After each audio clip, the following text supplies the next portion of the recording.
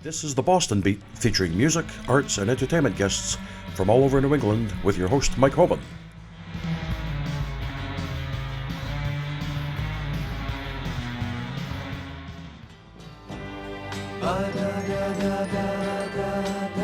I can't find the time to tell you.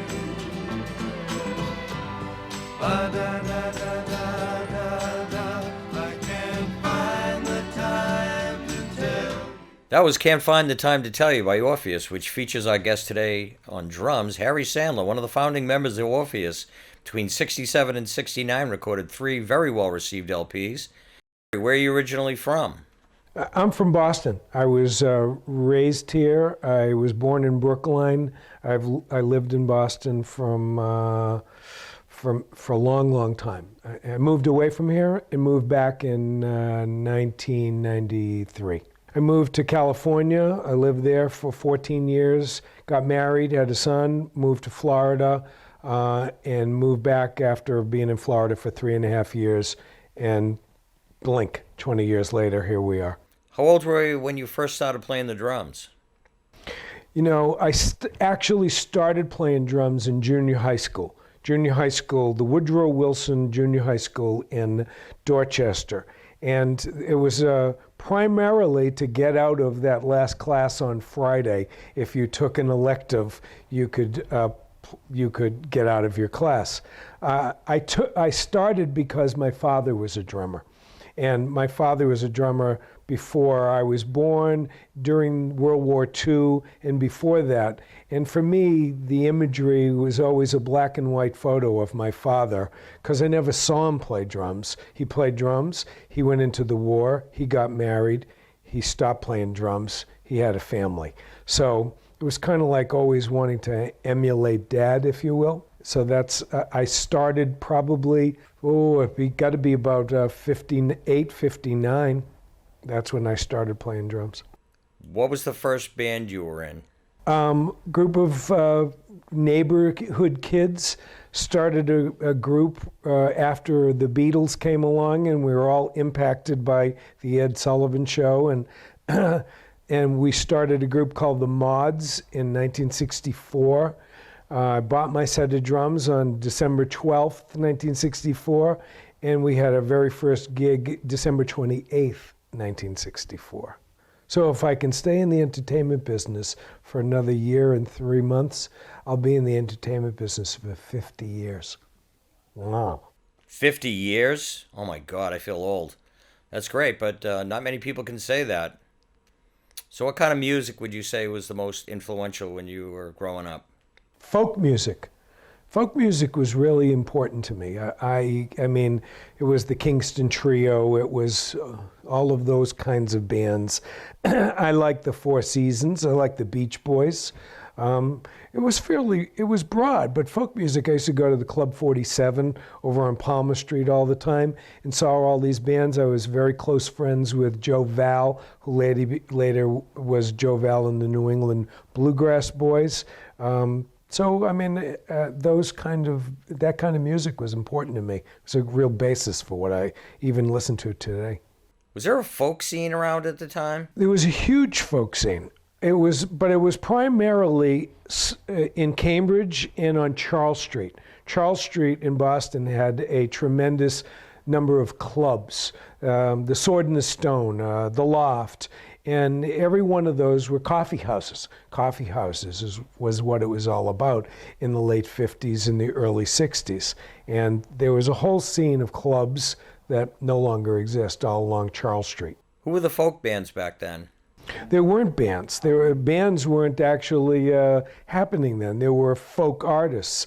Paul McNeil, Bob McCarthy were people that played there. I mean, Nancy Michaels, I think, may have been around at that time. And there was one act that was really popular, very popular. Broadside voted them the best folk duo for 65 and 66. They were called the Villagers. Excellent band, excellent folk duo.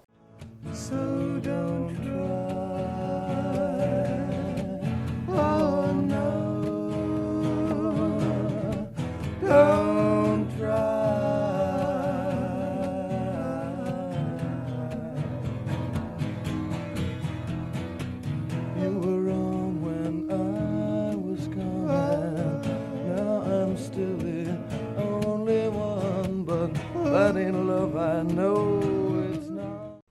Can you talk about the Mods and when you play with them? Sure. It was great because it was a scene that doesn't exist anymore. It was it was the breeding ground. It was the training ground for people that went on to great fame and fortune. There were places like CYOs. What's a CYO? The Catholic Youth Organization. There were town halls, Rentham, Wayland. There were Avon, high school hops, college mixers, and there were hundreds of places that you could play that don't exist anymore.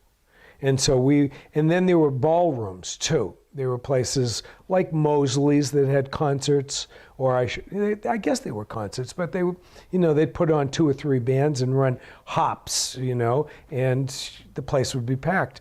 The Mods played. Big scene was the surf scene. There was a surf Nantasket that was, for the South Shore of Boston, like Mecca for Muslims. And everybody went to the surf. And on Saturday night, you could play in front of 1,500 kids. And they not only presented local bands, but they brought in the Kingsmen, the Beach Boys, Dick Clark's Cavalcade of Stars, the Four Seasons, the Barbarians, local stuff. And it developed into a tremendous scene, and it was a real breeding ground, a real training ground. I cut my teeth in my second, 66, 67, playing there with the Mods and playing in front of 1,500 kids on a Saturday night all the time. And there was one in Salisbury Beach, there was one in Nantasket Beach, and there was one in Hyannis. What kind of songs were the Mods playing at the time? Cover band. 2 originals, cover band. But we did them really well. We played tunes from the Kinks, the Rolling Stones, the Dave Clark Five, the Four Seasons, the Beach Boys, the Everly Brothers. I was always particularly fond of harmonies. That came from folk music. That came from, just 3-part harmonies, 4-part harmonies, something about that resonates with me, harmony as opposed to necessarily pounding beats sometimes. So that's all we did was that stuff. And that was important because none of those kids heard bands doing that stuff live. So whether it was a 3-chord wonder like Louie Louie or It's All Over Now by the Rolling Stones, when we saw a band do it on the Ed Sullivan Show and learn those songs, and then the next week we're playing it at the Surf, they went crazy actually hearing the band play a song that they've seen on television or heard on AM radio. What were the 2 originals that you played, and who wrote them? Chuck Norton was the lead guitarist of the Mods from the beginning, and he was really the foundation of the music part of the band. The harmonies were Van Leister, Paul Narotsky, Jack Peterson. They did a great job. Chuck was a wonderful guitar player who had played in another band, and he was the bass player in the other band, and we said, do you want to be the lead guitarist in our band? The opportunity to go from bass to lead was just too inviting, and shortly thereafter he became a full-fledged Mod. Chuck has since passed away. Did the band do any recording themselves? We cut 1 demo of those 2 songs. Nothing ever came of it. There was the most basic of tunes, but to us it was great. Jesus, such a pain. This little girl has run away again. I won't cry, I won't shed a tear, I won't ask her why, for he doesn't even care. It is time for you to laugh instead of crying. Yes, it's time for you to laugh, so keep on trying. There's one thing you gotta do to make me still want you. Gotta stop someone now. Yeah. Stop it. Gotta stop someone. Is there any TV or video footage of the mods? Nothing. I mean, there weren't a lot of those venues then. There weren't a lot of opportunities. TV wasn't, it was before, I mean, there's a great book, Mansion on the Hill, that talks about the music business evolving from the pureness of the music to the music business, from the innocence of music for music's sake to stadiums, merchandising, and big business. Though the mods were certainly at the very, very, very beginning of that scene. There were bands before us from the 50s, all those kind of bands that had names like the Deltones and the this tone and the that tone, and a lot of instrumental bands like the Venture type bands that played all of the surf music and that kind of stuff. It just wasn't, the scene had not developed at that point. It was just bubbling under. Was the demo shopped around to any major labels at the time? It was not shopped anywhere. It was an exercise in us just going in and putting a song down.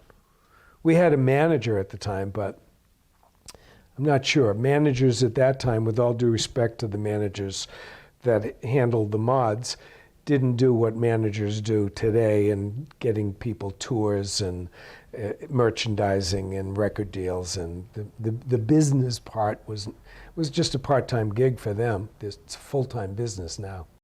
I'm sure you get this one all the time, but what was it like to open for the Rolling Stones? We opened for the Stones at the Manning Bowl in Lynn in 1966. It was just an experience that I actually wrote an article about it. I don't know if you had an opportunity to see that article, but it was an experience for a bunch of 18, 19-year-old kids. That was the experience of a lifetime, to have seen these people on television that influenced us to make us say, that's where I want to go. And there we were, and we were opening for them and sharing a dressing room with them for a few hours. And it was just the most amazing of amazing things for a bunch of guys from Mattapan and Milton and Dorchester to be hanging with the Stones. What were the shows like?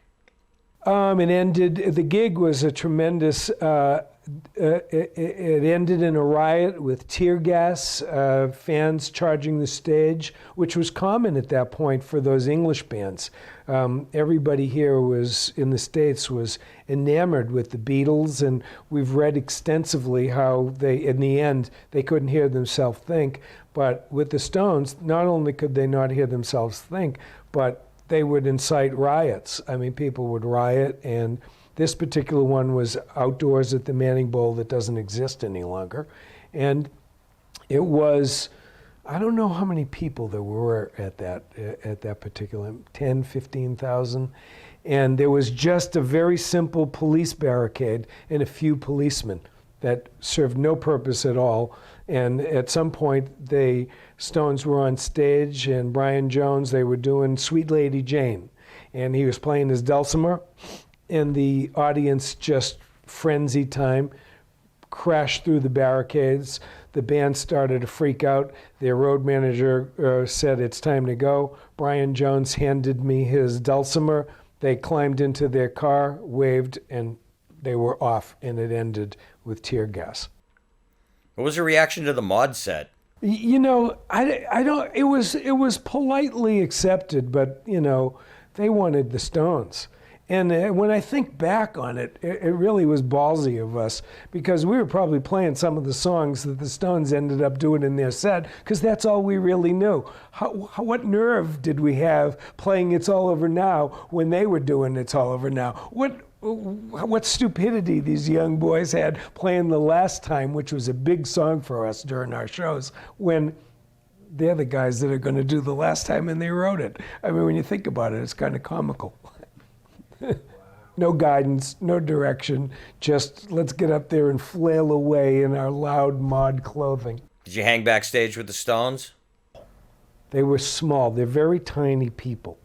And they were polite and they were interactive, and, sat with Charlie and talked to Keith. And, it's a memory. I mean, that's probably the details of that particular encounter are sort of vague because it's a long time ago. And I think that as young guys, the only memory I have is that we just spent all that time. I can't tell you what things we talked about, if we talked to guitars, but I'm sure everybody was interacting with them for the time that we were there. What were the other acts that the Mods opened for? 67, we opened for the Dave Clark Five at the old Boston Garden. We opened for the Young Rascals. We played with the Barbarians. All bands that were, the time. They were the bands of the time. Rascals, it was Good Lovin'. It might have been around Groovin' time, but it was definitely Good Lovin'. And that was 67. And then in mid-67 is when I decided I wanted more. I didn't even know what I wanted.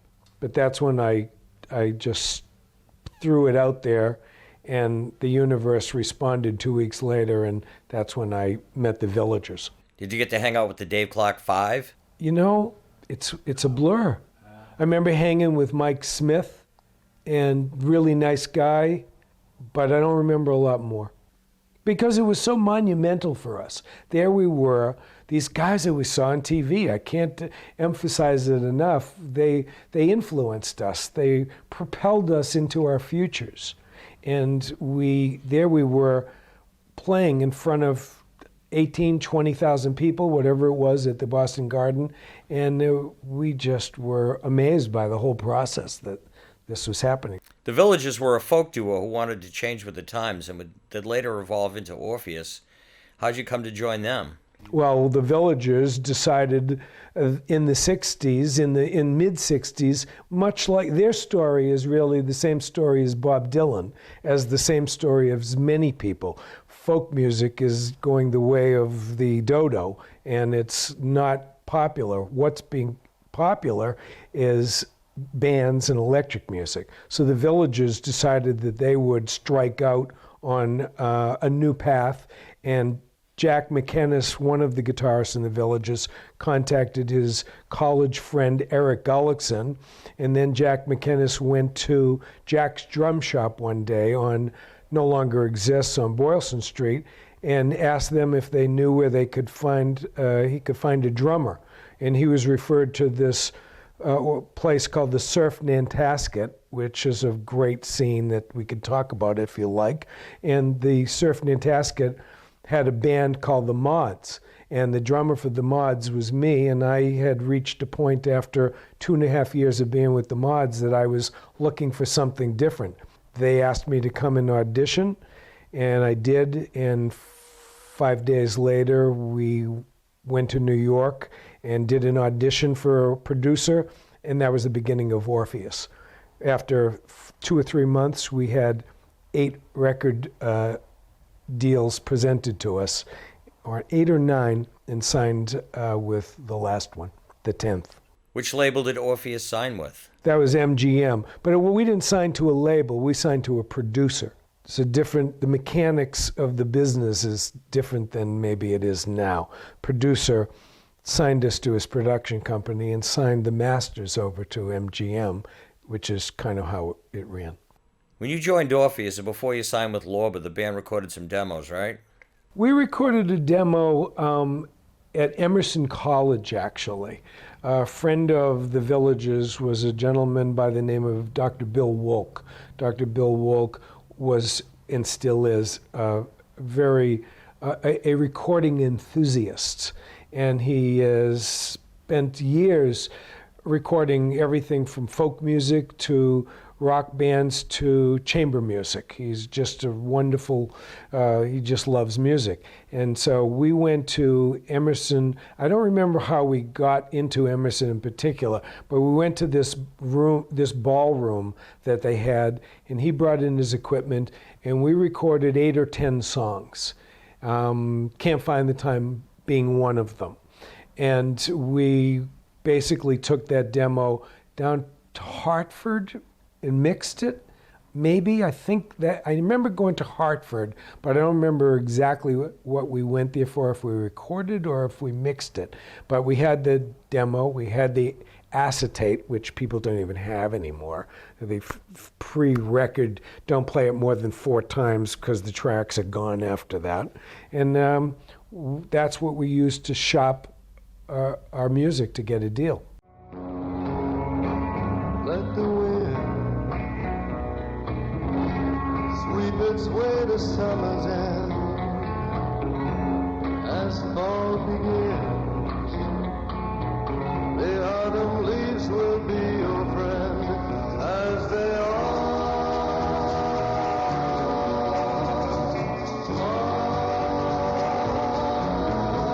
As they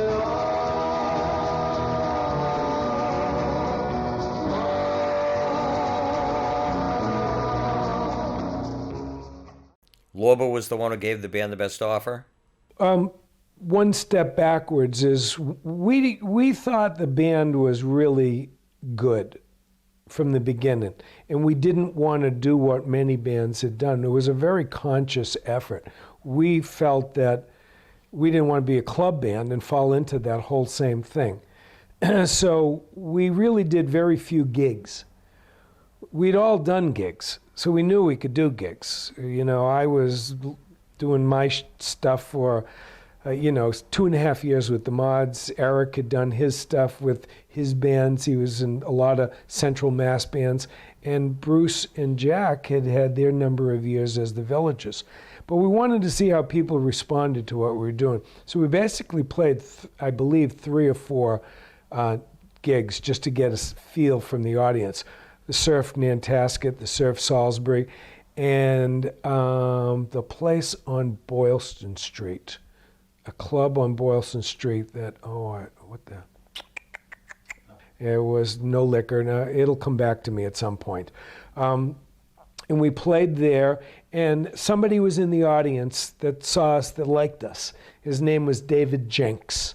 David Jenks said, "You guys, I like what you're doing. I have a management company with my partner, Ray Perrette, and we'd love to work with you."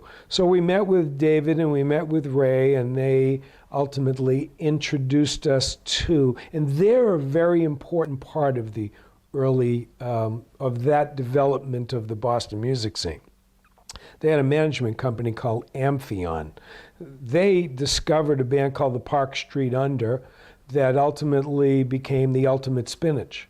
They had signed the Ultimate Spinach with Alan Lorber, and Alan Lorber was at the beginning stages of putting together a marketing plan with MGM Records to develop a response, if you will, to the San Francisco sound, which of course was probably a response to the English sound, which was a response to the Motown sound, which was a response to the Memphis sound.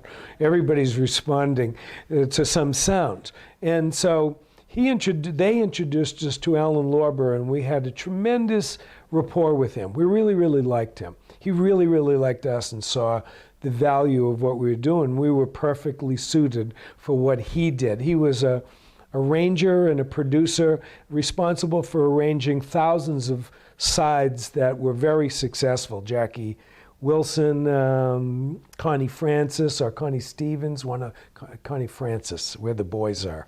And he's done tons of stuff. He saw the marriage as a wonderful situation for him to be a producer.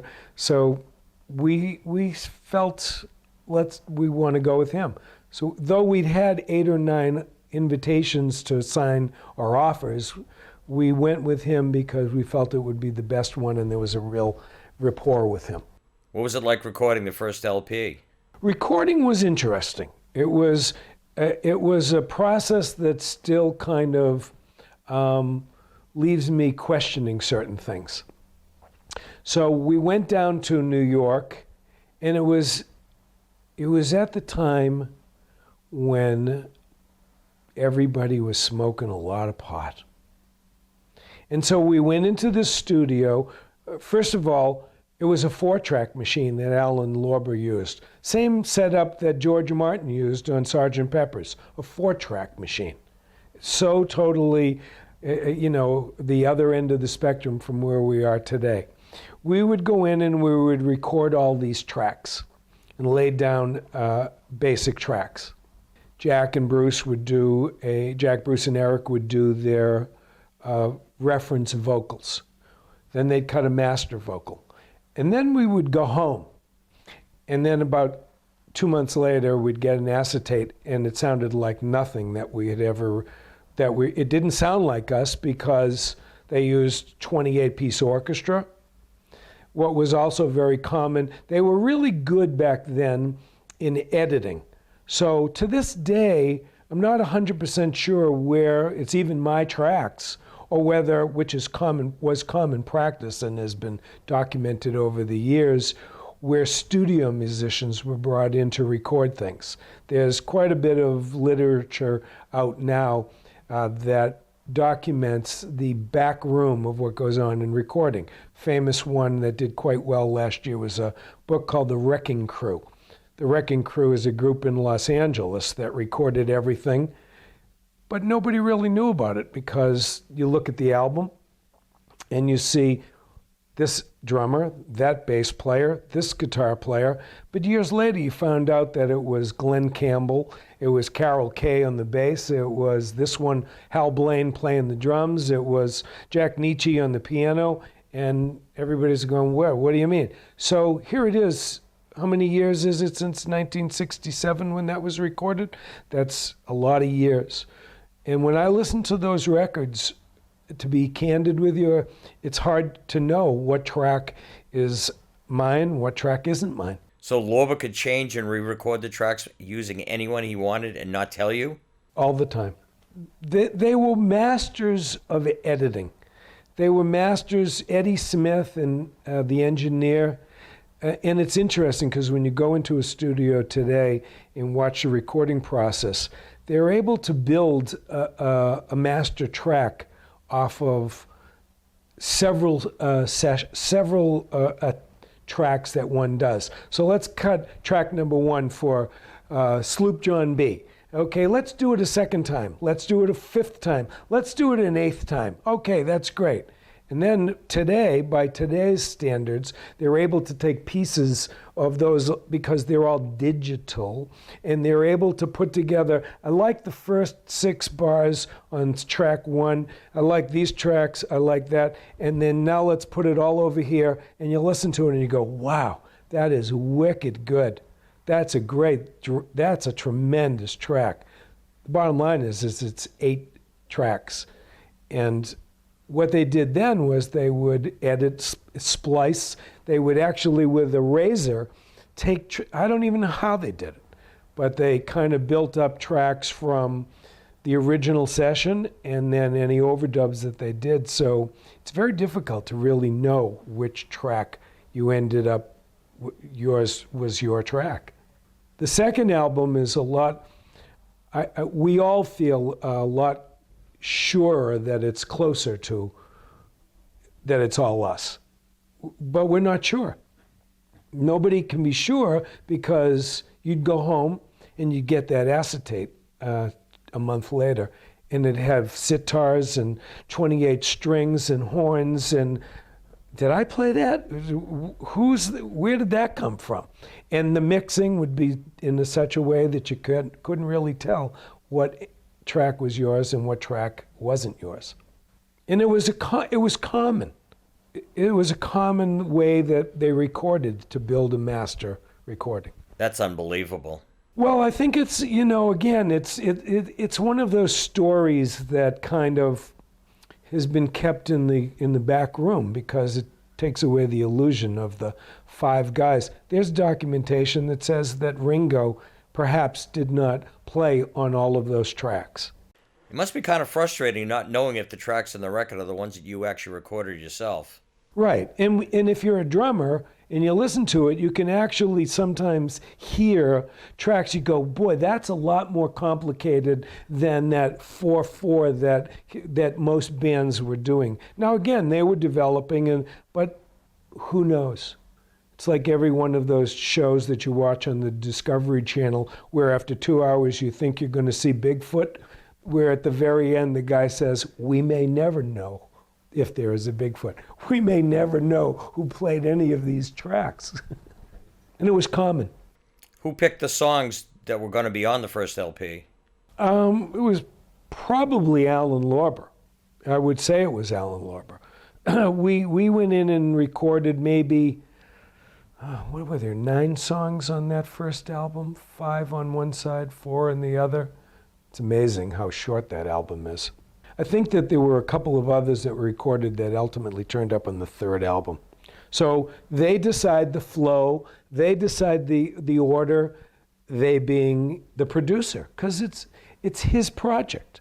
You're almost like, even though talent now is different than talent then. Talent then was not considered the commodity that it is now. The artist was disposable in some ways.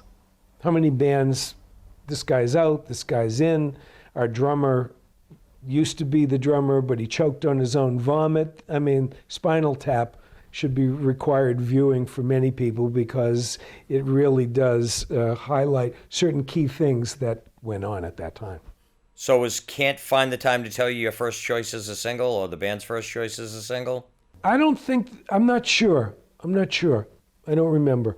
I know that Congress Alley and I've Never Seen Love Like This came out. I'm not sure it was the B-side. The B-side on Can't Find the Time. I think it was the first single, and it did really, really good. I've Never Seen Love Like This was maybe the second single, back with Congress Alley. And Maybe I'll Stay With You was on the back of Can't Find the Time. So here's Can't Find the Time to Tell You. I love this song.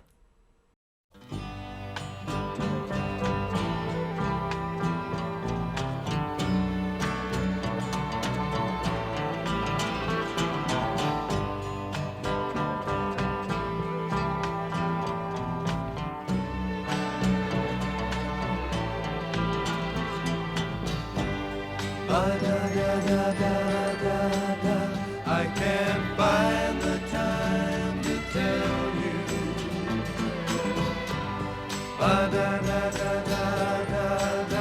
I can't find the time to tell you. So many things to say, I could fit 'em in a book, of 1,000 pages, yeah. So many people say that I couldn't tell a lie in 1,000 pages.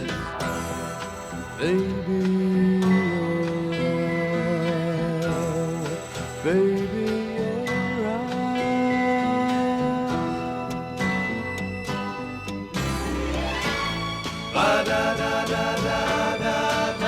I can't find the time to tell you.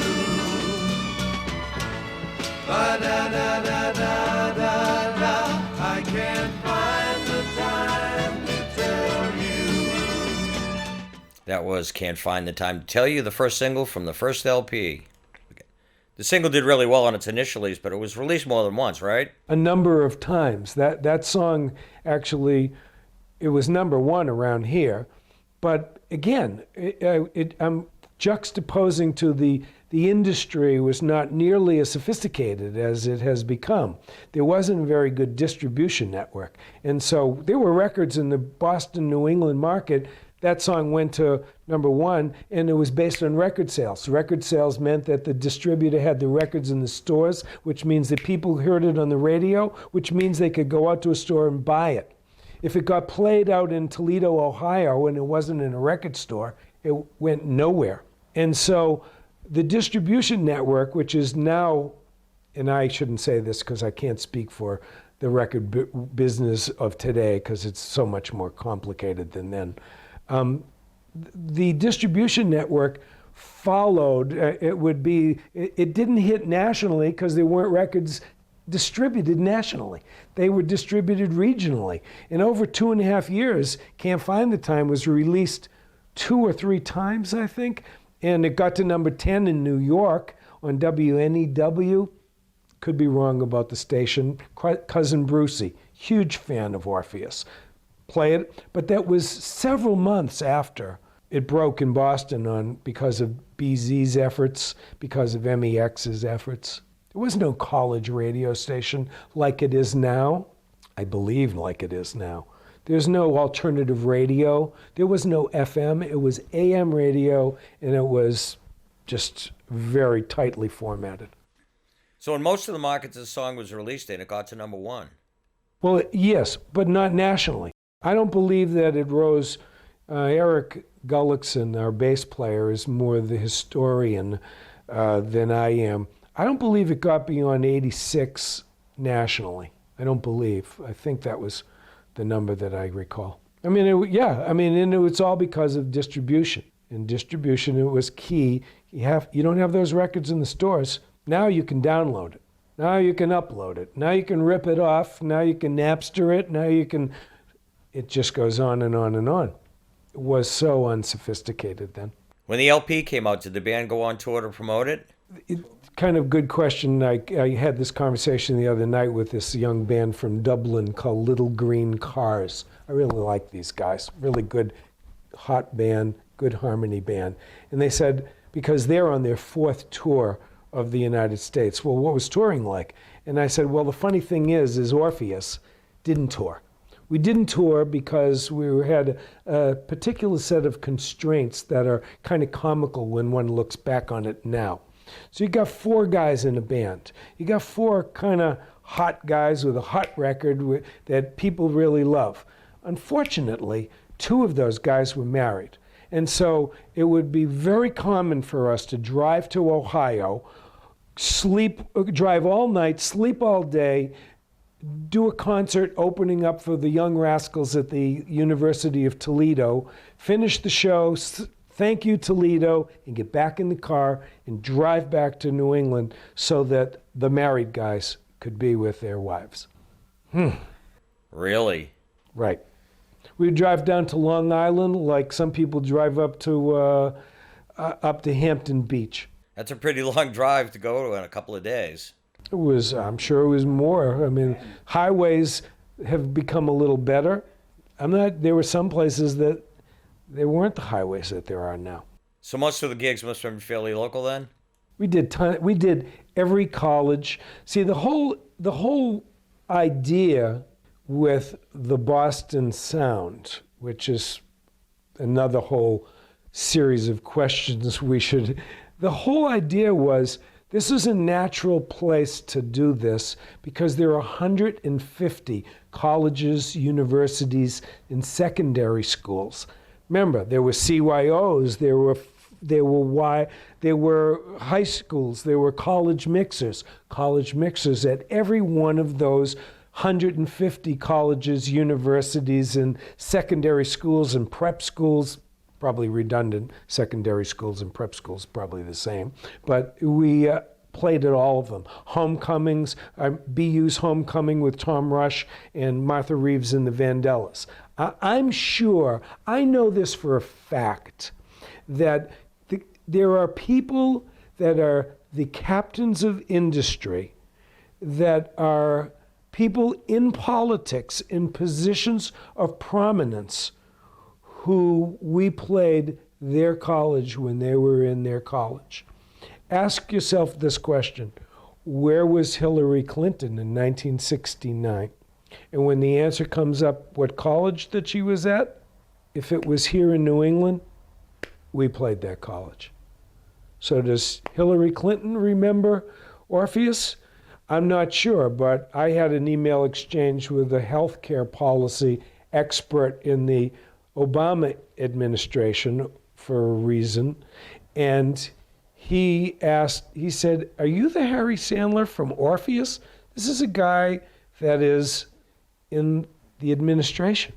This is a guy that is now in a position of import, who the point is, the people that are the captains of industry and heads of state, they grew up on our music, all of our music.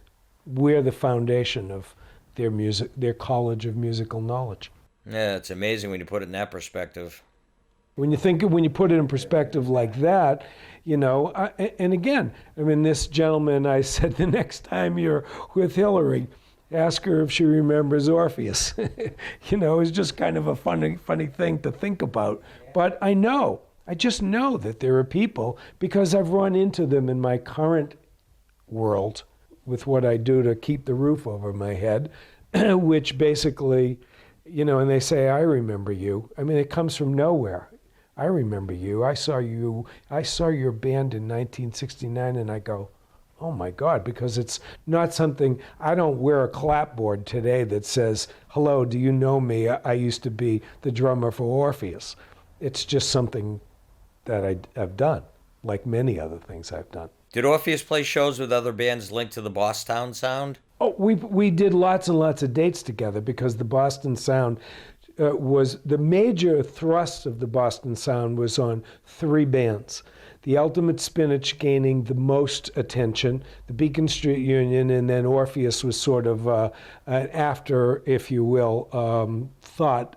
The Spinach did tours. They went to San Francisco. They played at the Fillmore. So the Beacon Street Union played at places in Detroit, Chicago. They went and did these tours. Of course, we had our restrictions due to our home life, and so we didn't do that kind of stuff. I would be gone for maybe a day or two, but got to scurry right back home.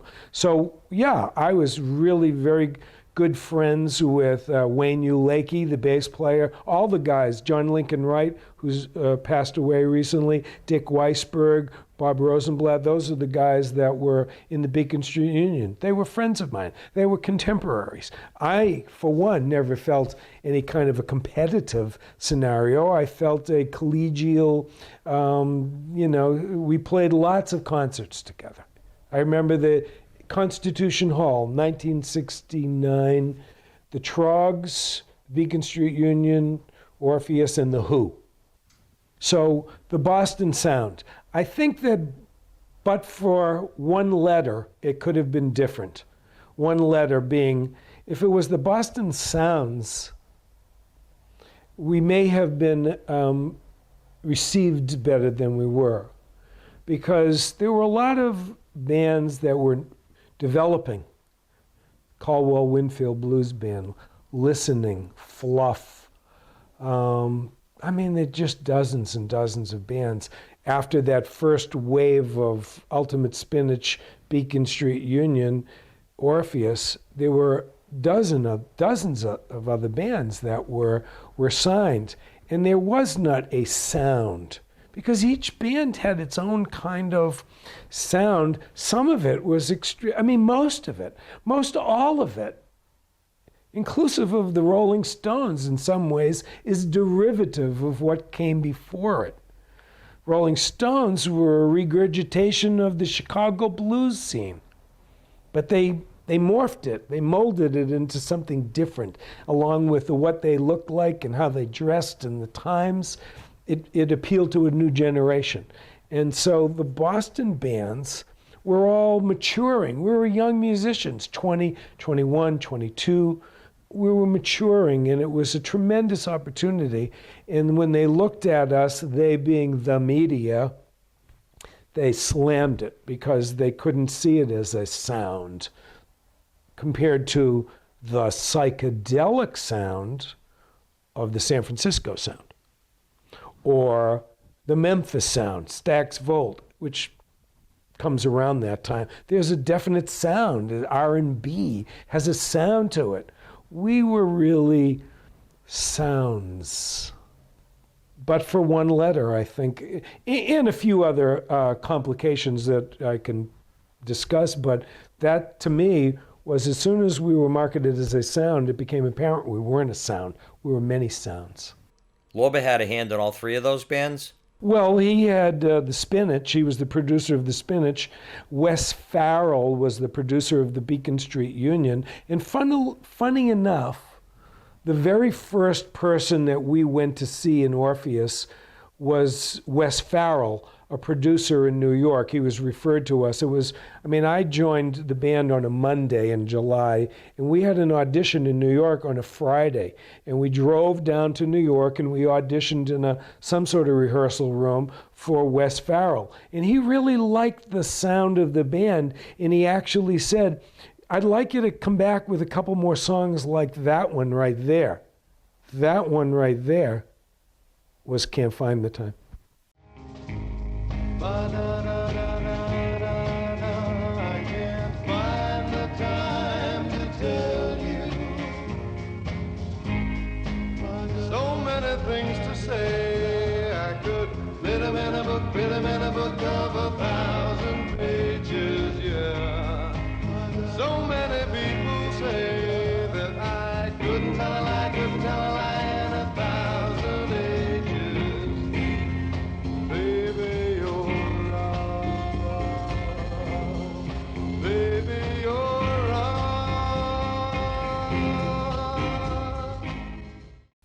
But from that time to the time that we met Alan Lorber, that we just kept on going it went very fast for us. So, that's kind of, that was basically that. Did Orpheus ever do any TV appearances? We did a lot of TV appearances, and it's very comical to look at these appearances now. Again, I want to reference that only because I'm a fan of these guys, but I like them. This little group, Little Green Cars, out of Dublin. And so I was having dinner. I know the bass player from when he was a little boy. And 15 years later, he comes back into my life, and he's this 21-year-old good-looking bass player. And I go to see him, and I really love him. I love, So I go to see them play at this club, and the bass player introduces me to the other members of the band, and they want to know all about my past. And this bass player says, he's very well known in the local scene. And they go, oh, really? No kidding. Oh, what'd you do? What'd you say? And so we go back into the dressing room after having dinner together, waiting for them to do their set, and we're talking about everything: gear, song structure, the 60s, drug, sex, and rock and roll. These guys are all still living at home. They're 21. And while I'm talking, the lead guitarist is playing with his smartphone, and he goes, hey, look at this. And he takes his smartphone and he turns it around to the band, and it's a TV show that I did with Orpheus in 1968, and they just were beside themselves because every one of those TV appearances, and there are a number of them, we are doing something that doesn't happen anymore. We were lip syncing, and it is pathetic to watch it what was I? Well, we were all stoned too. Come on, hello, viewer. We were stoned. You at home, don't do this. And we were, we were lip syncing, which was impossible to do. And again, one of those other great stories that nobody ever wants to talk about. The studio musician story is one story, but the lip syncing story, which pops up here and now. Every one of those Ed Sullivan shows. Did anybody ever note, did you ever read anywhere, hey, none of those instruments are plugged into anything? Nothing. And they're up there flailing away, doing It's All Over Now, and those guitars aren't plugged in. So we did a lot of shows.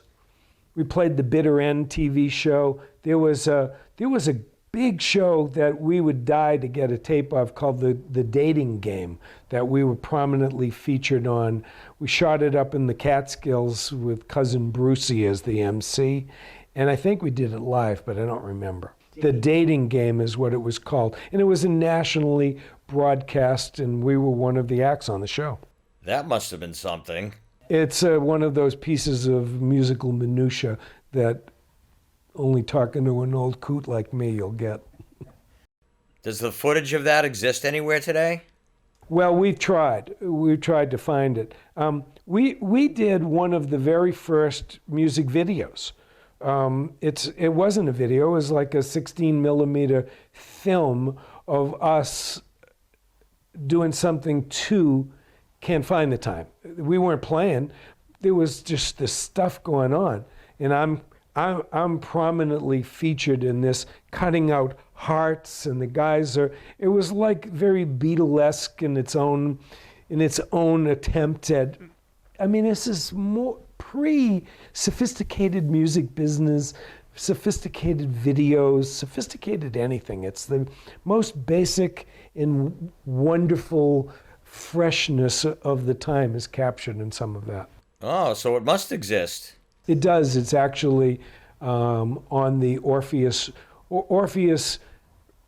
Reborn is some of the guys from the original band, one of the guys that wrote songs for the original band and who was in the second iteration of Orpheus.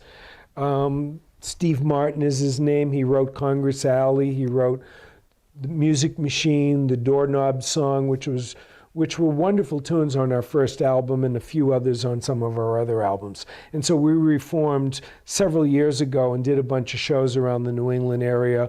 And we located that, it was 2-inch videotape. Doesn't even exist anymore, 2-inch videotape. And I found someplace and had it transferred.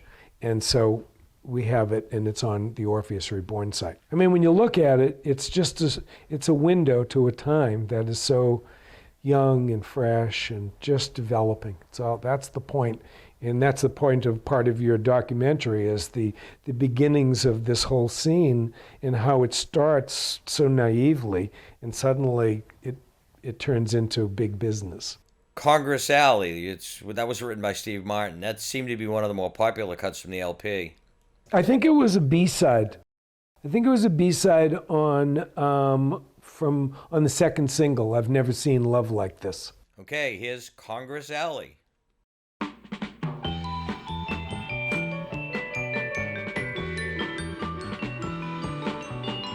Hey, the sun is shining, look, the sun is shining. It knows how to shine out on Congress Alley.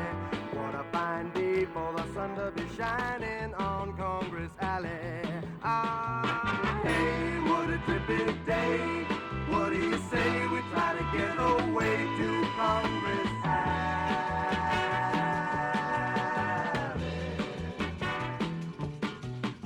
Hey, the kids are playing, look, the kids are playing. They know how to play out on Congress Alley. What a fine day for the kids to be playing on Congress Alley. Hey, what a groovy day. What do you say we go out and play on Congress Alley?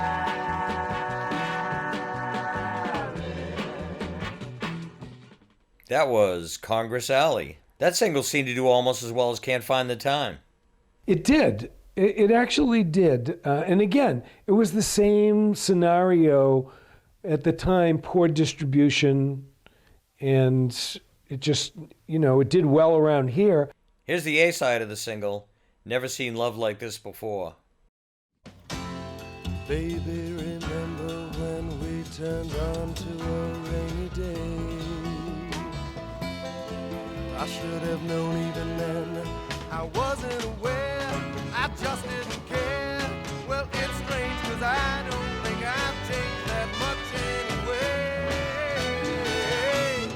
Hey, I've never seen love like this. I never knew no love like this.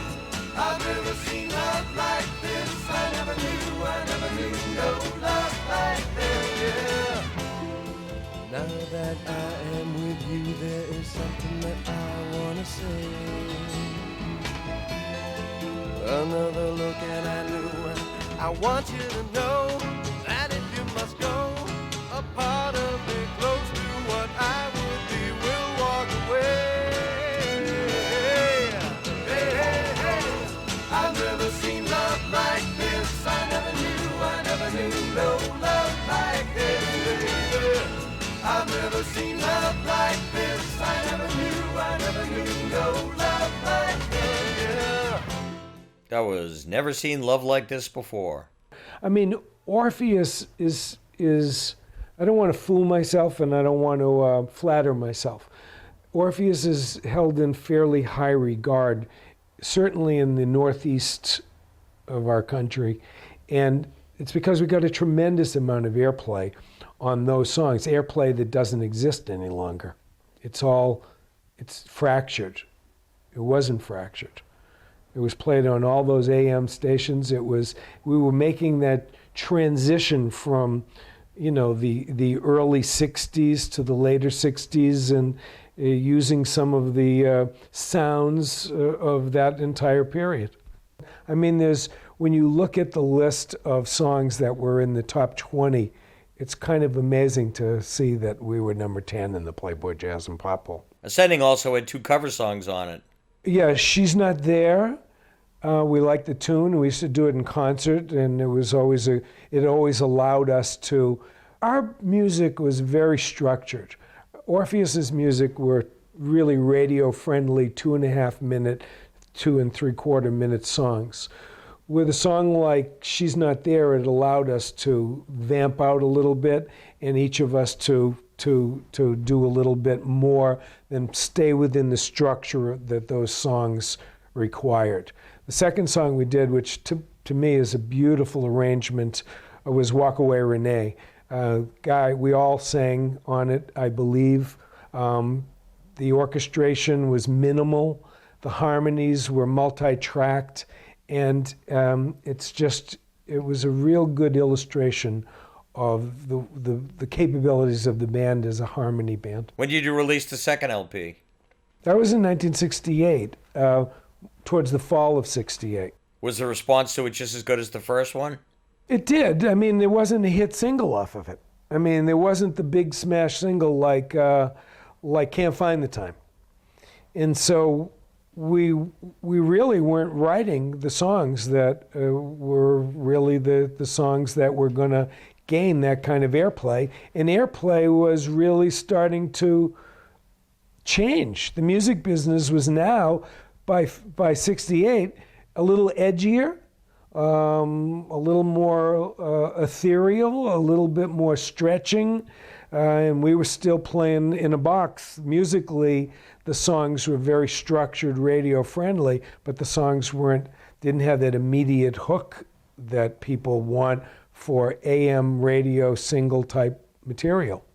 And so we started to look outside of Orpheus, beyond the Steve Martins, beyond the writing capabilities of Eric and Bruce, and we started to find other songwriters that gave us material that we ultimately recorded. I think that some of the songs were an attempt to get that hit single again, and they were picked by Alan Lorber, and if you had asked us alone, we wouldn't have recorded them.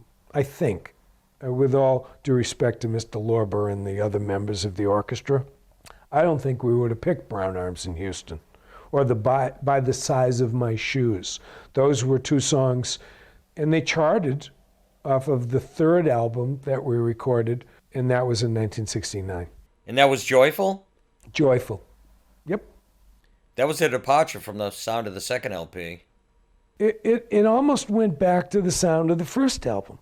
Well, some of it were those leftover tracks from the first album that, for whatever reason, didn't fit in there. There was one song, oh gosh, I should get the album. That's the only way I can remember some of these things. They're a long time ago.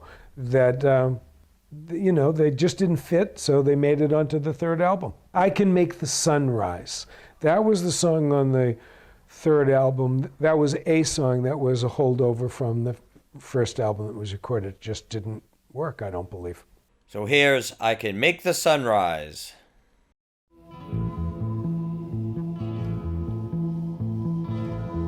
I can make the sun rise, melt snow on a mountaintop, and don't you know, when a heart sighs, the color of a morning drop, your eyes will seem to glow, but that could never be. Will you ever know I see?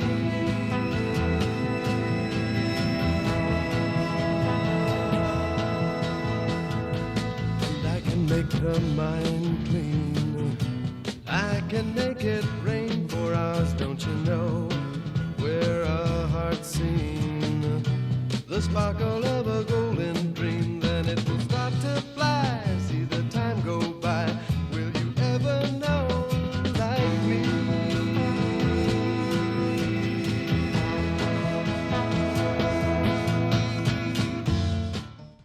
That was I Can Make the Sun Rise. You were still playing concerts when the third LP was released. We were doing lots of shows. Band by Them was really popular. The shows were starting to spiral out of the Northeast corridor.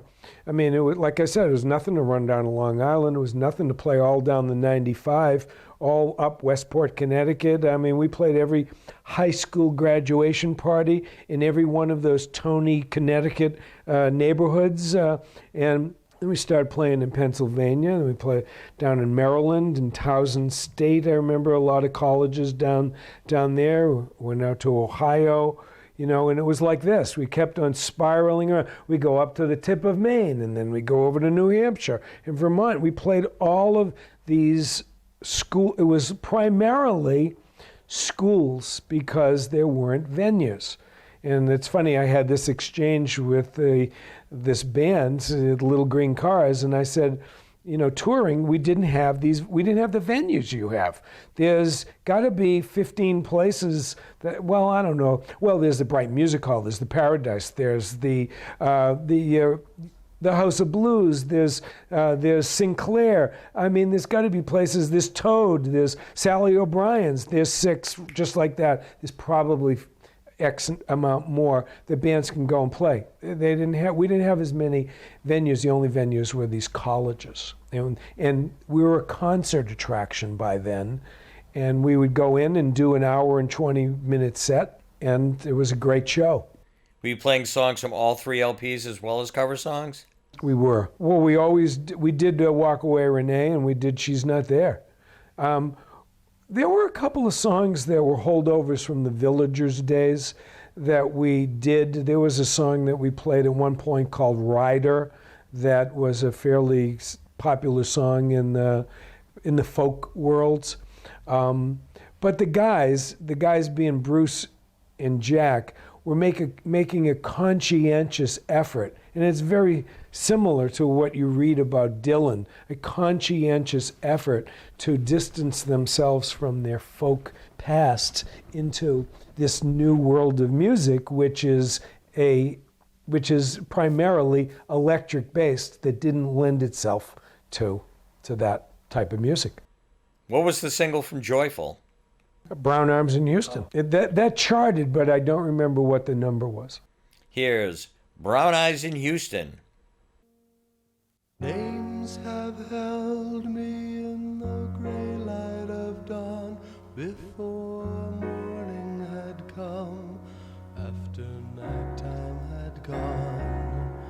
They held me with hands that hadn't a claim to my life, a right to my name. Brown arms in Houston that called after me, soft words in Georgia that rose from the sea.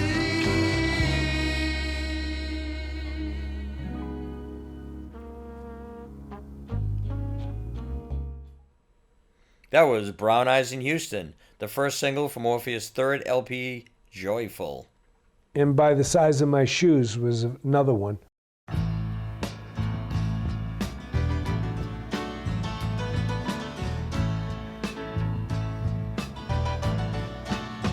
I've been called everything that a man can be called, and as much as I love one is as much as I love all. I can't change myself, I must wear the skin that I'm in, and undress myself for fear, and throw caution to the wind. I'm gonna travel this earth and make my name by the size of my shoes. Travel this earth and make my name by the size of my shoes. Got nothing to lose. Got nothing. I mean, they were good records, but they weren't great records because at the time they didn't have the singles. Singles drove album sales. It's a different world now. Now albums don't exist. People download songs, not full CDs. It's an entirely different world. And if you didn't have that hit single that got that airplay, people wouldn't go out and buy that album because they didn't know about it. Here's a little known fact that I think is of interest. Bad decision, maybe. Orpheus was asked to play at Woodstock on Friday night. The Friday night was the opening night, but they said, if we want you to play at Woodstock, but the bottom line is that's the acoustic night. And because we had now made the switch from an acoustic act to an electric band, the lads in the orchestra said, no, we either do it as nobody knew it was going to be as big as it was, but the lads in the orchestra decided to pass on the invitation, and the rest is history, because Woodstock was big and we weren't. That would have been so cool if Orpheus had played at Woodstock. Richie Havens played the first set. He played a lot because people couldn't get there. There's a backstory about that. He was basically a folk artist that played, and Freedom vamp. It was the old showbiz stretch it. We need you to stretch the show because the second act is stuck in traffic on the New Jersey Turnpike. And that's basically the way it was. A lot of bands who played Woodstock had their careers really take off after that. Right. There were a lot of artists. Sha Na Na took off too. Sha Na Na. Let's step back a little bit. The Mods. And so when I first bought my drums in December 12th, 1964, I really couldn't afford to buy cymbals. So I used to go over to this guy's house that was in a band called the Milltones, who came from Milton, and the drummer from that band, Jack Marcelino, would lend me his cymbals so that I could play. The bass player in the Milltones with Jack Marcelino, who went on to be the drummer for Sha Na Na, was Chuck Norton, who became the lead guitarist in the Mods. I mean, in bands swapped, that's how they kept growing. This guy went into that band, that guy went into this band. The guitar player from the Milltones went into a surf band called the Pilgrims. The Pilgrims were a really great band, did R&B. Sax player in that band went into Sha Na Na. His name is Lenny Baker. So again, you just swapped off and kept on, and so that's, But the Sha Na Na started then too, right out of Columbia University. What caused the band to break up? The band was starting to morph. Jack was starting to write. I was starting to write. We were really, really popular. And I remember we were playing in Arlington High School. And we had done a tremendous concert. Place was packed, it was sold out. And we went back and it was like mid-December of 1969. And we went back into the dressing room, and somehow the conversation came up about the direction of the band going into the new year. And basically, one member of the orchestra let us know that it was primarily going to be his band in his direction, and he wasn't interested in other people's contributions for the growth or the continuation of the band. So Jack and I both decided to leave the band to pursue other endeavors. Weren't the main writers Bruce Arnold and Stephen Martin? No, Bruce and Eric. Right, Eric wrote co-wrote a lot of the songs that were on those albums. So it was the normal growth process of bands, and we've seen it in 40 plus years since then, of sometimes the parts of a project don't recognize that the whole is what makes the project what the project is. The sum is better than the parts, is the expression. And at that particular juncture, I guess the thought was that the part was going to be fine without the sum. And so basically we left, and then maybe 3 or 4 months later, Eric left, and then about a year later, Bruce did a fourth Orpheus album with all totally different people, and Steve Martin, who wrote those songs for Orpheus, he became one of the members of that Orpheus. The fourth LP was released on Bell Records. It was released on Bell. I mean, it's an excellent record. I mean, we started to do some of the songs on that album. Nunnery was one, and we also did Big Green Pearl, another tune of Steve's that I love. Here's Big Green Pearl from the 71 Orpheus LP, their fourth. I'm long gone down by the waterfall. It isn't that I hate the world, but the sun comes on like a super ball, like a big green pearl. Well, it shines, oh mama, come see. You've been rocking the cradle since time began. It's your master of time and rhythm and rhyme. Your fat lover, your candy man. The oak tree don't need an alibi. You know the world is upside down, with its great roots all hanging in the sky. Well, it's in the ground. Well, it shines, oh mama, come see. You've been rocking the cradle since time began. It's your master of time and rhythm and rhyme. Your phantom lover, your candy man. I mean, I was a fan as well as a friend of Steve Martin. I was also a fan of the guys in Orpheus.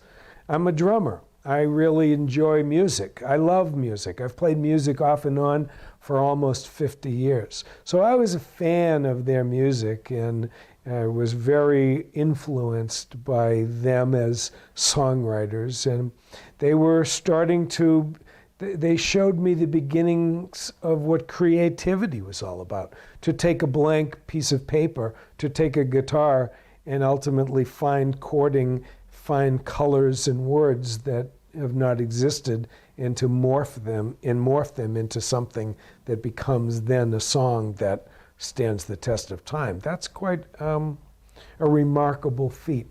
What did you do after you left the band? So I went away to Morocco, where I lived very happily for the winter of 1970. I came back to Boston and decided drumming was no longer what was interesting me, because I actually was drawn to the guitar in the mods because I liked the guitar. And I learned more from Chuck Norton in the mods, and then I learned from Jack and Bruce. And so when I came back from Morocco, I decided I didn't want to play the drums any longer, and I started fronting my own bands. And I did for several years, playing the Cambridge Commons, playing the Sword and the Stone, the Catacombs. I mean, there were all of these. Now we've got more clubs at this point, mid-70s, starting to develop to be venues for these bands to ultimately have a place to play in. And so I put together bands. It was, I think I understood a long time ago, without even really knowing it. If we put it into today's terminology, I must have understood branding, because I guess I thought that the brand was me, because I had achieved some degree of notoriety. By then, I had put in 5 or 6 years as a fairly successful musician with the Mods and Orpheus. So Harry Sandler formed these groups, and it was always the Harry Sandler Band, Harry Sandler's Circus, Harry Sandler's Good Time Show. And we played hundreds of more shows, different music, a lot freer, a lot more experimental. And so there were different combinations that I put together. And in the course of that period of time, I mean, I opened up for countless people. I mean, from Steve Miller to Lawrence Ferlinghetti doing poetry readings. I mean, it just was a constant playing of music and living the times, which were drug, sex, and rock and roll. I mean, by today's standards, some people go like that, but taken in context to the time, that was our culture. We wanted to play music. I seemed to make enough money. I had enough money that I saved from Orpheus. I lived Spartan-like, but I was creative. I painted with my music. Were there any royalties coming in from the record sales? Yeah, it's a really great question, because let's jump back to the very beginning. So we meet the producer. We're pretty young by today's standards. If I knew then what I know now, we were naive, and we went into doing those projects not realizing that every penny that we spent recording those albums, that 28-piece orchestra, the sitar, the horns on Congress Alley, everything about it was going to be recouped before we saw a penny. I don't believe that whoever was our manager at that time explained to us that. We just went in, we were young, we were naive, and we were smoking pot all day long, as everybody was at that particular time. And so we lived at the Park Sheraton in a suite of rooms on 7th Avenue for months at a time, ordering room service filet mignon, going downstairs to the shop and buying stuff, and never once realizing that every penny we spent was going to be recouped through record sales. To my knowledge, there was little or no money ever paid on royalties to the band, just the songwriters, because the songwriting royalties are different than the mechanical royalties for the sale of product. The songwriter makes a penny a record or whatever it is, a penny a song. The album, the artist makes X amount, but it was all against future royalties. Was the deal from touring different? Well, the deal that we had for touring, we were signed with a booking agency that was sort of brand new. I mean, I believe they were new. I'm sure that there's a backstory to some of these people. Premier Talent. Premier Talent was the premier booking agency. And they saw the future of music and signed those bands, The Who, Led Zeppelin, et cetera, et cetera, et cetera, and they signed Orpheus. So they believed in us, and they were every bit as instrumental. An agent, Sean LaRoche, who has since passed away. Sean LaRoche loved Orpheus. And if somebody called up for The Who to play at X college, he booked Orpheus as the opening act. So we made no money compared to the monies that they make now. When I tell you that we made $2,500, $3,000 to do a date opening for The Who at the Westbury Fair or Drew University in New Jersey, $2,500 was a lot of money. And when you take the 10% off the top, and then you take the expense for the road people that we had, which were buddies of ours that helped with the equipment and that stuff, very unsophisticated. Then you had $1,500, $1,600, $1,700 divided by 4 people. And we only did a couple of dates a week because we were constantly back and forth, 2, maybe 3 dates a week, as I recall. I mean, it wasn't a lot of money by today's standards. It was peanuts. But it seemed like a fortune to a 22-year-old guy from Mattapan Square. Some years ago, some of the members were grouped as Orpheus Reborn. How did that come about? We did.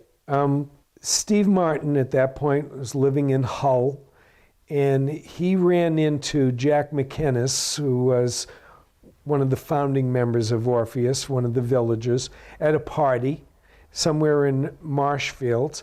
And they played and they had a great time together, and they said, this would be so cool. And Steve said, hey, wow, this is so cool. I can get us a gig playing at the Situate Heritage Festival. And so, well, we ought to call Harry and Eric and see if they'd like to do it. So we got together downstairs in my house, and we rehearsed and learned 5, 6, 7 songs. And we went and we did it, and we ultimately enjoyed it to the point that we said, this is good, but there's something missing, because there really wasn't a lead instrument. We're still right back to where we were. Orpheus never had a lead instrument. Orpheus had Eric Gullickson playing bass guitar, which is very different than bass. And it had Harry Sandler flailing on the drums like Keith Moon, as opposed to Charlie Watts holding a fat beat while Keith Richards played noodly, noodly, noodly. We had no noodly, noodly, noodly. We were all about the harmonies and those rhythms that Eric and Jack and Bruce and I put together. And somehow it worked. But there was no lead instrument. So with Orpheus Reborn, I said, well, I'd be interested in pursuing this as long as it never, ever, ever takes away from the legacy of the original band, because the band is held in high regard, and I would want to not do anything to take away from that. So we got a couple of friends that I knew, a lead guitarist and another drummer who was able to switch off. And with the 6 of us, we did a lot of dates around Boston. We opened up for a number of people. We did a residency at a club down in the Seaport District for 3 months. And it was a good experience. That went on for some years. You know, there reaches a time in some people's lives when they realize that the spirit is willing, but that the body does not follow the way that it used to. And I, for one, in Orpheus Reborn, was both a drummer and a guitar player. I was a singer by now because I had learned how to sing better than a long time ago. I did my own solo material after Orpheus, but I didn't evolve to the point that I had evolved to. And so it was harmonies again, 5, 6-part harmonies, but the flesh started to break down, and it became harder for me. And so I just had to say, I can't do this anymore, because, bursitis, arthritis, come on. We're older. And I'm appreciative of the fact that Mick Jagger can run around the stage like he does. And maybe if you paid me $425 million, I would do something about the arthritis and the bursitis that he doesn't apparently have to worry about. Maybe he gets regular cortisone shots. I don't know, but it wasn't working for me. I'm okay with it. Again, I reference this band Little Green Cars because they said to me the other day, do you miss it? And I said, the only time I miss it is when I come to see a band like yours and I remember who I used to be and say, those were glory days. I wish I could do that again. Are the other members still playing? Eric and Steve have gone on to form a duo called Stephen and the Snake. They play every week at a place in Weymouth. They have for quite a few years. They created the South Shore of Boston's one of its premier open mic nights at a place called the Weymouth Wildlife Center. They still write songs, they still record songs, and they still have a deal with Alan Lorber after all these years to put out their material on his label that he has still got. A lot of the label is reissues of many of those albums that he recorded and those artists that he recorded because he owned the masters. Jack, we've all gotten older. And Jack, is, he loves playing, but he just doesn't go out the same way that he used to. I mean, he played lots of solo stuff. He's a wonderful singer and a really fine guitarist, but it just reaches that tipping point, as Malcolm Gladwell says, when you reach that point, and it's now on the downside of that part of your life. Must be tough realizing you can't do now what you used to do then so easily.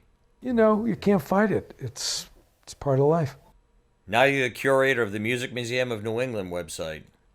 So I figured at some point that music has been very good to me. I am very grateful. I'm a very grateful person. And so I got involved with an organization in an advisory capacity that folded. And then the advisors decided that there was something still in this kernel of an idea that was percolating at the time that we wanted to expand upon.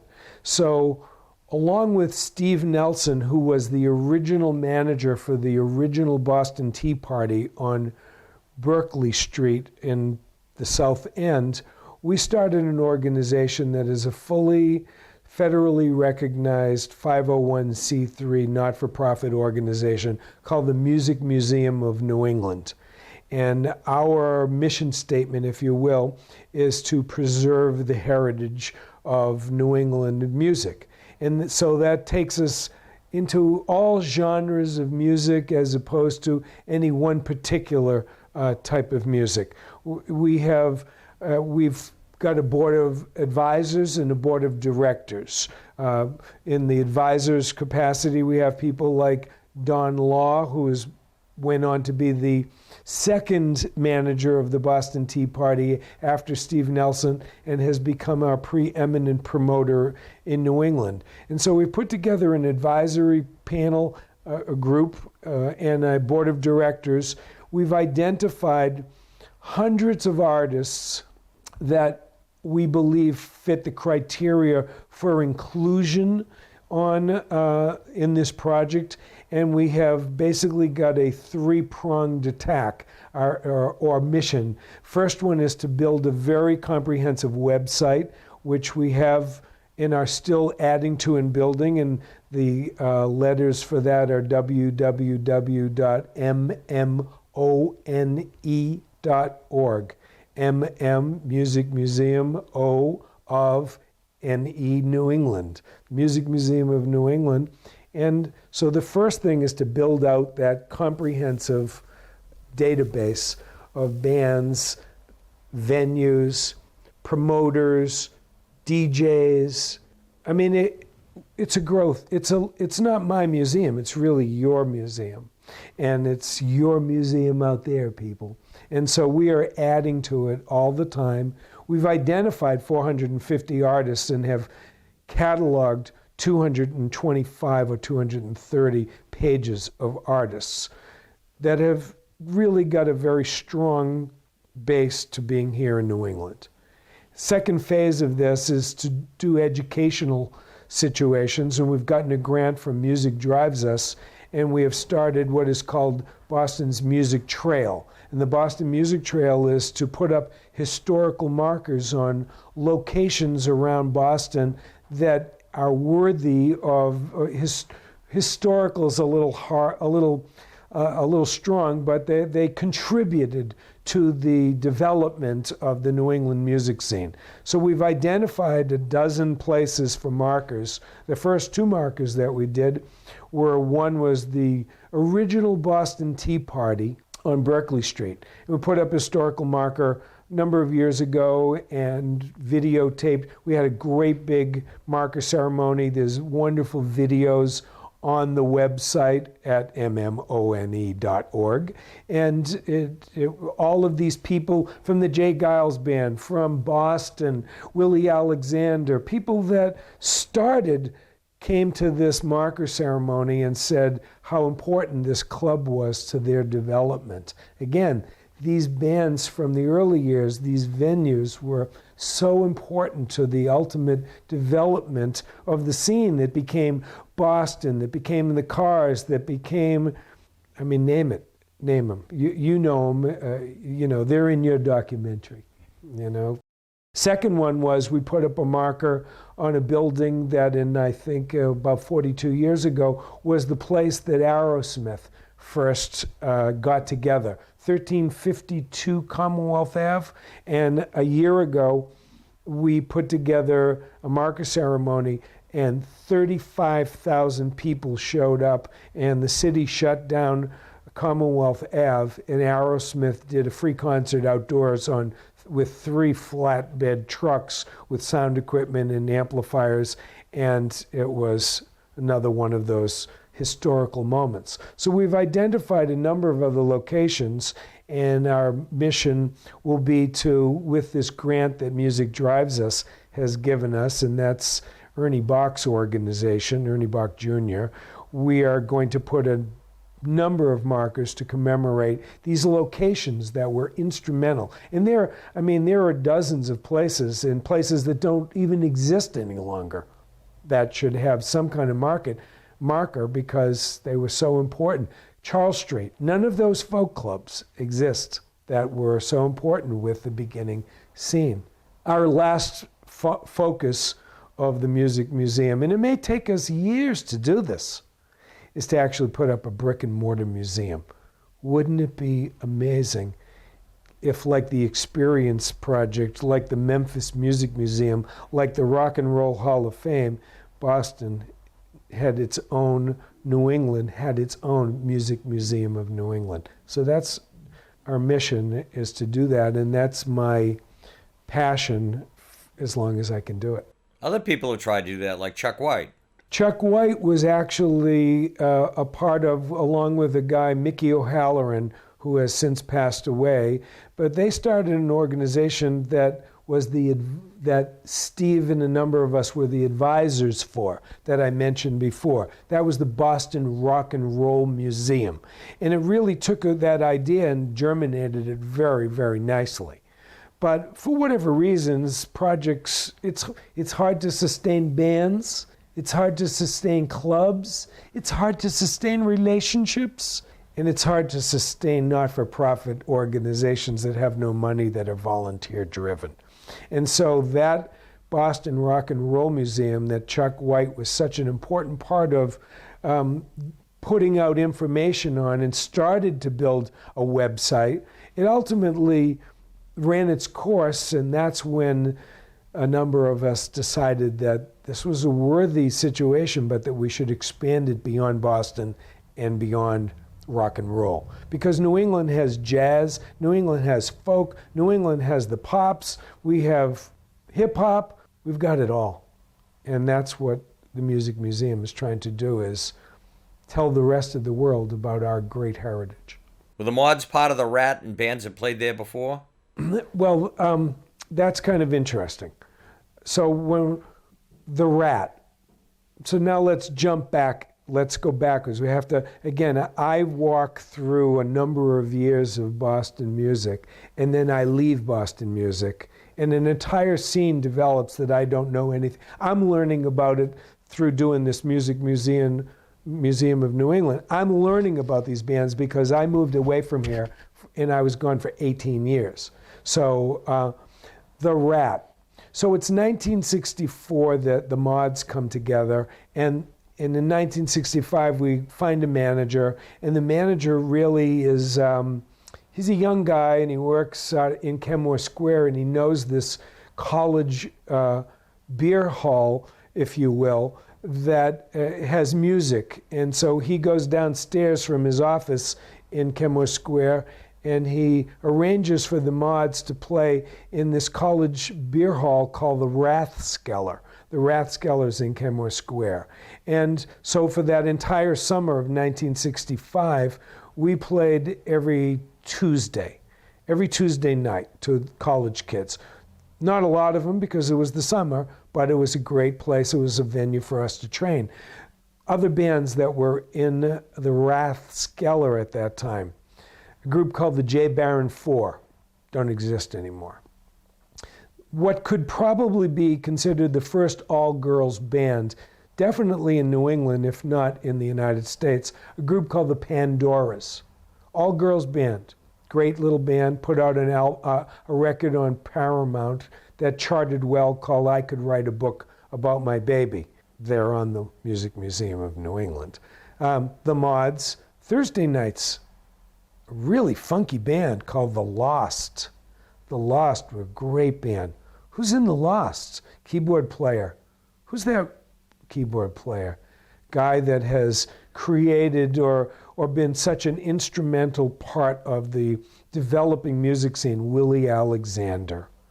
And on Friday nights, there was this band that everybody really loved. They really packed them in on Friday nights, Barry and the Remains.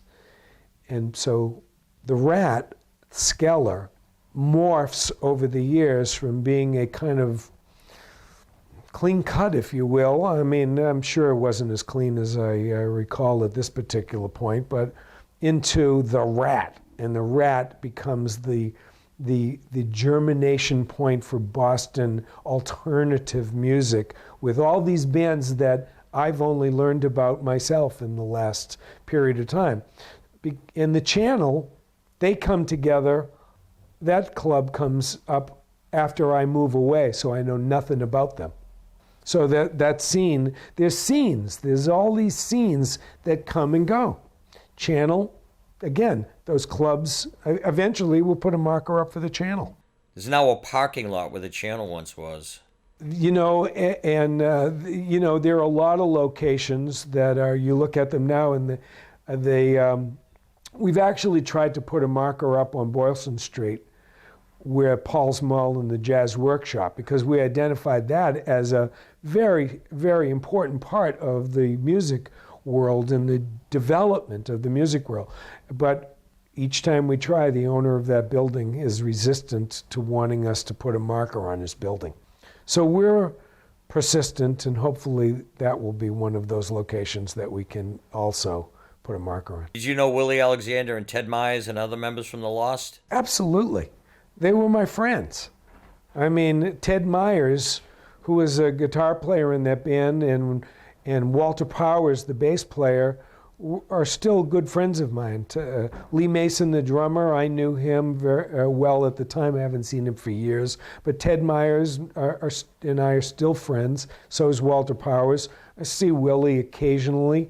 Willie was at the Boston Tea Party marker ceremony, and he's in the videos that we shot of that particular scenario. Did you play any gigs with the Remains? Yeah, actually we did. It's kind of funny. So let's jump up to, I guess it's 2003, 2004. And I'm an advisor for the Boston Rock and Roll Museum, and Chuck White decides that he's going to throw a series of concerts to raise money. One of the locations he chooses is a Regent over in Arlington.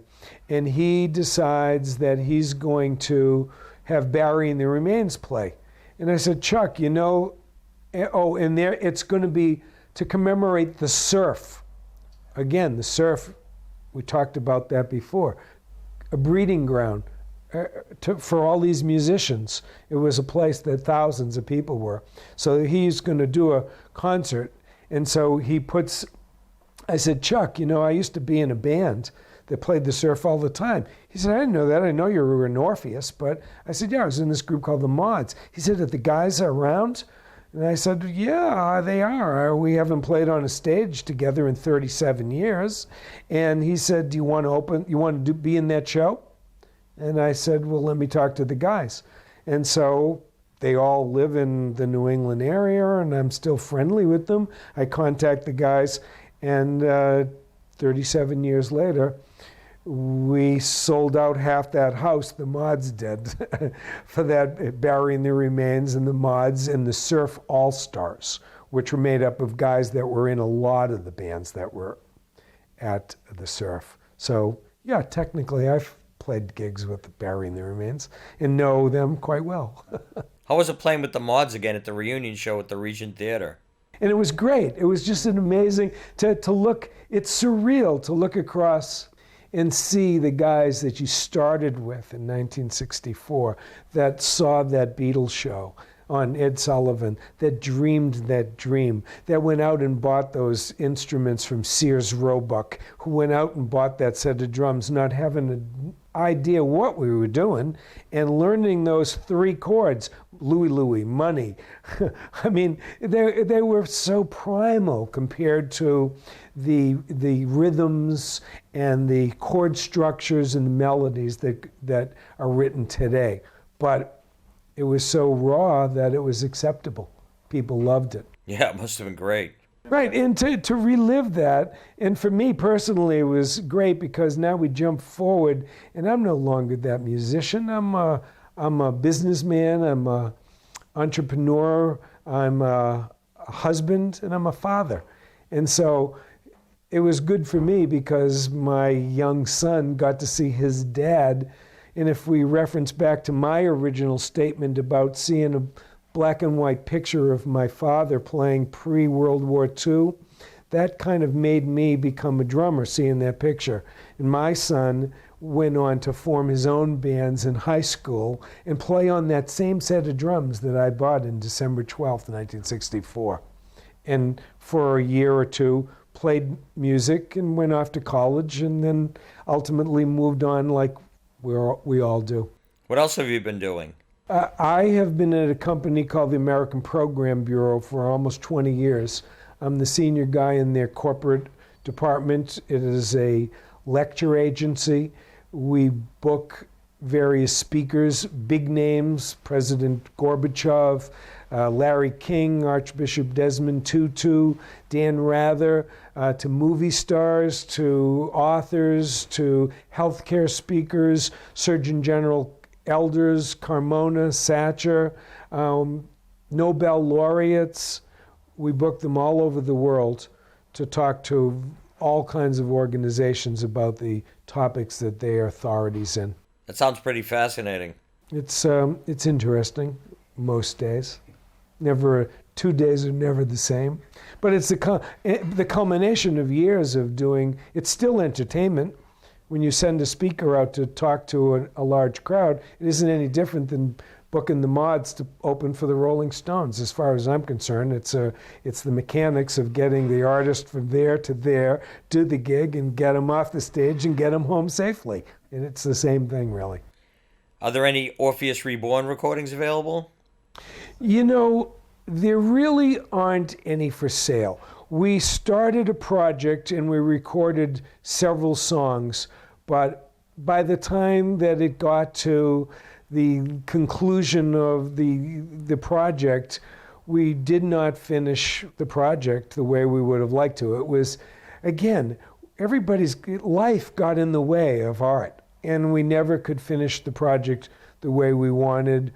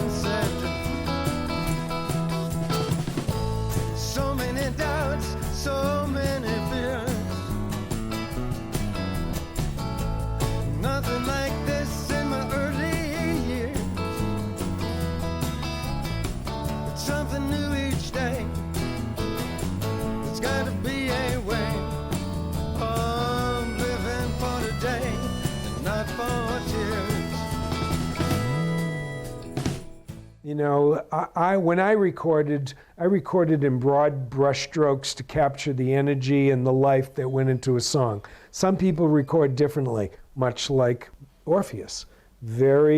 Everything becomes very, we want it to be perfect. Sometimes the art is found in the imperfection. And so it really the project ran its course before we could finish the recording aspect that we had hoped to do. So I can stream them online? Well, what we've done is kind of give them away. Orpheus Reborn has its own website too.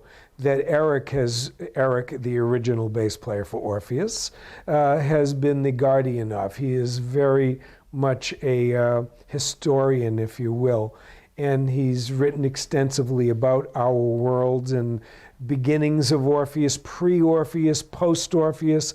And so we put up a website, orpheusreborn.com, that has an audio section, and there are countless recordings of live gigs, the studio stuff. There's an entire solo album of mine that I did after Orpheus and certainly before in my solo career.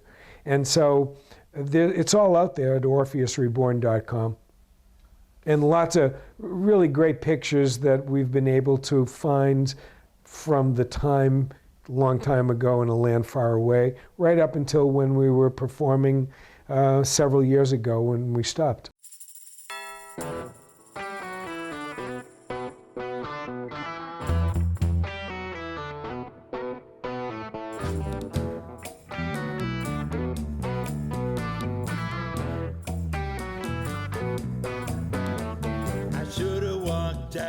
Kitchen door, remembering the love we shared, but I kept banging my head on your kitchen floor while your sister just stood and stared. Don't go into the nunnery, don't go. Every nun I ever knew was running, running, running away. Running, running, running, running, running. Well, the girls at the shop try to cheer me up. They tell me that I'm not to blame, but my people from the past just look away fast and tell me that I'm not the same. Don't go, pretty baby, don't go. You see, every nun I ever knew. Were your solo recordings with a band? It was always as Harry Sandler. Again, I think I must have thought, I don't know what I thought. I must have thought I was somebody because I thought of myself as a brand. I kept it Harry. I mean, I wrote the songs. You know what? It was beyond brand. It really was a function of how many bands start and call themselves the Five Fingers. And then three of the guys leave the band, and gosh, we're really not the Five Fingers, so we can't be the Five Fingers. The Five Fingers were the Five Fingers. So let's change ourselves. So now we're the Two Fingers and Mo on drums. And now it becomes the Two Fingers and Mo, which is not to be confused with the Five Fingers. I was the only one consistent in my musical career throughout all those years. The drummers came and went, the bass players came and went, the guitar players, the sax players, the friends that sang backgrounds and played tambourine, they came and went. They didn't have the same focus, the same passion for me or my music, I should say, as I did. And it was just natural. You can't expect people to hang around for a tuna fish sandwich and an attaboy at the end of the night. So that's kind of what happened. And that's what happens with many bands. Many of those bands from the 70s and the 60s, they reach their critical mass, the tipping points, and it turns and it really starts to slide. And, some bands are able to sustain it. My hat's off to all of those guys that can continue to do it and enjoy it. And of course, if you make the kind of money that some of them do, you can do it and enjoy it very, very well.